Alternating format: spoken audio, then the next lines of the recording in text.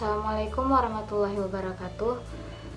Saya Amirati Aufa Karima dengan NIM 180602131 ingin menjelaskan sedikit tentang pendekatan liberal klasik.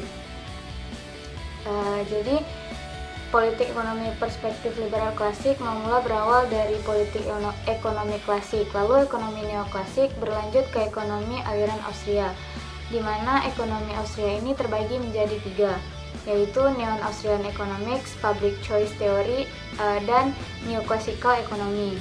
Penganut politik ekonomi klasik sendiri menggabungkan optimisme dan pesimisme dalam visi mereka tentang ekonomi pasar. Optimisme berpusat pada antisipasi bahwa pasar akan menghasilkan kemakmuran dan kebebasan individual tanpa perlu pengawasan dari gereja ataupun negara. Dalam pengertian ini, politik ekonomi klasik dihubungkan dengan pencerahan demonstrasi yang ketika batasan agama dan politik dihilangkan, individu akan sejahtera dan masyarakat akan tetap teratur. Adam Smith, seorang profesor filosofi moral berkebangsaan Skotlandia, dicengangkan oleh potensi pasar untuk meningkatkan kebebasan individual dan kekayaan materi.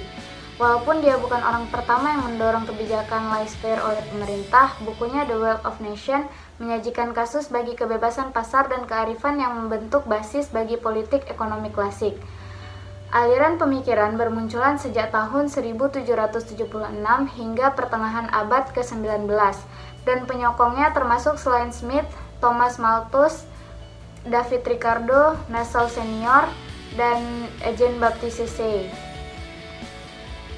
Adam Smith melihat kemunculan civil society sebagai hasil perilaku mencari profit daripada sebagai sebuah rencana yang diketahui dan dilembagakan oleh proses politik atau otoritas publik. Transformasi dari manusia yang ganas menjadi masyarakat beradab bagi Smith adalah karya teoritis kapitalisme. Namun, hal tersebut adalah konsekuensi yang tidak disengaja dari beragam tindakan yang semata-mata dilakukan untuk tujuan pribadi.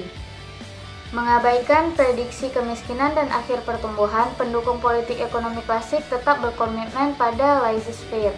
Masa depannya akan suram, tetapi usaha pemerintah untuk turut ikut campur hanya akan memperburuk situasi.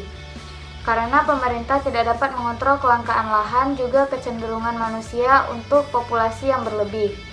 Pertolongan yang datang dari depopulasi disebabkan oleh wabah penyakit, kelaparan, dan perang, atau pedagang dengan negara lain yang memiliki lahan yang melimpah dan makanan yang murah. Pendekatan klasik atas politik ekonomi merujuk kepada sebuah sistem pemuasan pribadi yang berasal dari agen-agen pribadi atau swasta independen. Selama periode politik ekonomi klasik, beberapa istilah yang berbeda namun berhubungan dipakai untuk sistem pemuasan kebutuhan ini, yakni civil society, ekonomi pasar, masyarakat borjuis, kapitalisme, dan lain-lain. Seiring dengan berjalannya waktu, kombinasi meningkatnya kekuatan kelas pekerja dan masalah sosial yang menyertai tuntutan baru atas intervensi pemerintah untuk meningkatkan pendidikan, jaminan masa lalu, kesehatan publik, dan keamanan kerja. Menghadapi tekanan ini, kebijakan laissez-faire menjadi tidak populer. Dengan buramnya masa depan kebijakan laissez-faire, maka muncullah aliran baru, yakni ekonomi neoklasik.